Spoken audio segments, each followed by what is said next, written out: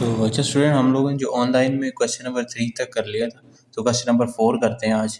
तो F X is equal to minus X square plus 2x+3। हम लोग के पास जो अभी इक्वेशन गिवन है, तो इसको करेंगे ये कि हम लोगों ने ए बी और सी की वैल्यूज़ निकालनी है। वो वैल्यूज़ निकालने के लिए हम इसको क्वाड्रेटिक इक्वेशन है जो a x square plus b x plus c, इसकी जो जनरल इक्वेशन है क्वाड्रेटिक की ये वाली, इसके साथ कंपैरिजन करेंगे, ए और बी और सी की वैल्यूज़ निकालेंगे। तो फर्स्ट कंपैरिजन किया तो ए की वैल्यूज़ -1 आई यहाँ पे, बी की वैल्यू 2 आई और सी की वैल्यू 3 आई। तो हम लोग के पास वैल्यूज़ आ गई हैं, ठीक है। नेक्स्ट ये किया हम लोगों ने कि वर्टेक्स फाइंड कर रहे हैं पैराबोला का, ठीक है। तो वर्टेक्स फाइंड करने से पहले एक चीज़ बताता चलूँ कि ए की वैल्यू जो हमारे पास आई वो -1 आई है। तो इसका ये मतलब है कि हम लोग का जो पैराबोला होगा वो डाउनवर्ड होगा, मतलब उसका जो मुँह नीचे की तरफ खुला होगा, कुछ इस तरह से। तो अगर पॉजिटिव होता तो अपवर्ड पैराबोला होता, तो वो सिनेरियो सेम उसी लिहाज से ए की वैल्यू के लिहाज से है। देन वर्टेक्स फाइंड करने के लिए जो फर्स्ट जो कोऑर्डिनेट है वो एच है। एच इज इक्वल एच का फार्मूला है -b/2a। तो -b ये है, 2 है और साथ माइनस आ गया, और इसी तरह ए की वैल्यू मैंने पुट की यहाँ पे। तो क्वेश्चन को सॉल्व करने के बाद हमारे पास जो आंसर आता है फाइनल वो 1 आता है एच की वैल्यू। देन नेक्स्ट इस साइड पे के है, के का फार्मूला सी डिवाइड -b² / 4a।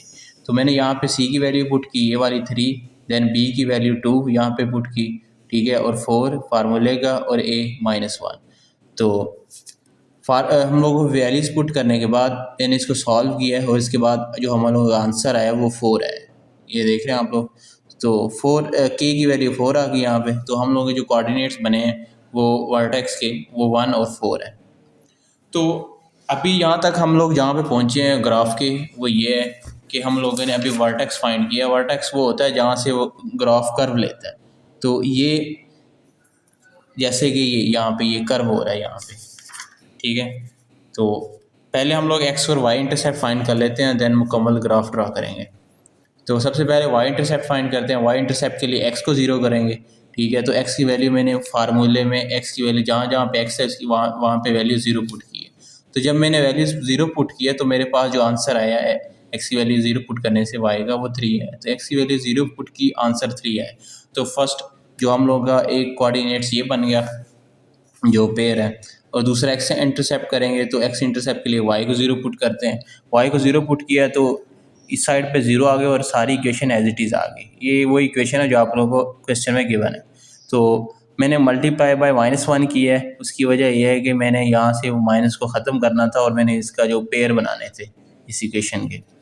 तो -1 से मैंने मल्टीप्लाई किया दोनों तरफ इक्वेशन के। मल्टीप्लाई करने के बाद इसके जस्ट साइन चेंज हुए हैं, ठीक है, और उसके बाद मैंने पेयर बना दिए हैं इनके।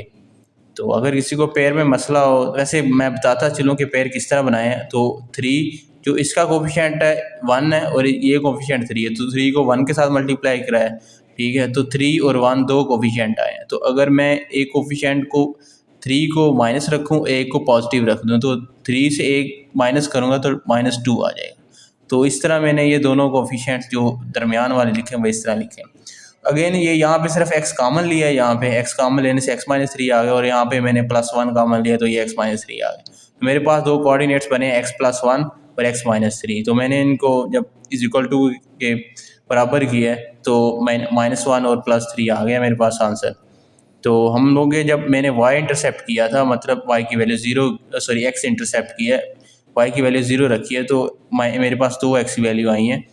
y की वैल्यू 0, तो x की वैल्यू -1 आई, और y की वैल्यू जब 0 होगी तो x की वैल्यू मेरे पास 3 आई। तो 2 x की वैल्यूज़ आ गई। तो यहाँ तक तो हम लोगों ने जो एक्स इंटरसेप्ट, वाई इंटरसेप्ट और वर्टेक्स फाइंड किए हैं, तो इनकी मदद से हम लोग अभी ग्राफ ड्रा करेंगे।